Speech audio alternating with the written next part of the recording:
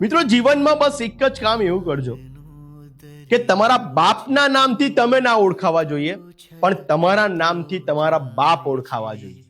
મિત્રો આ વાત હું 8મા ધોરણમાં હતો ત્યારે મારા એક સરે મને કીધું હતું. ગુજરાતીનો પીરિયડ લેવા આવતા હતા નિર્મલદાન ગઢવી, અને જેમણે કીધું હતું કે મિત્રો જીવનમાં એવું નામ બનાવજો કે તમારા નામથી તમારા પિતા ઓળખાય, અને પિતાના નામથી તમે ઓળખાવ એવું નહીં, તમારા નામથી તમારા પિતા ઓળખાય એવું નામ બનાવજો.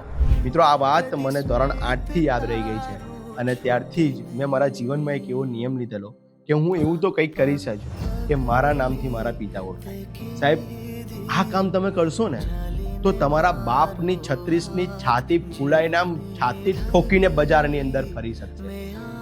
ગમે તે કામ કરો, બસ ખાલી એક જ કામ એવું ન કરતા કે આ સમાજની સામે, આ દુનિયાની સામે તમારા બાપે નીચું જોઈને ચાલવું પડે ને એ કામ ખાલી ના કરતા.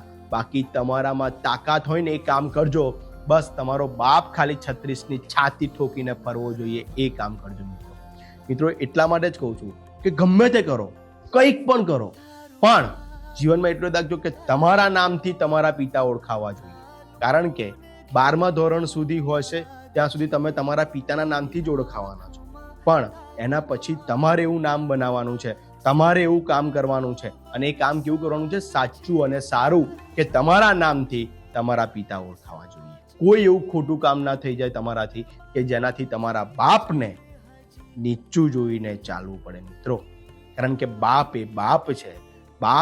બાપની તો વાત કરવી જ કંઈક અલગ છે. બાપ વિશે તો હું કંઈ બોલી જ નહીં શકું.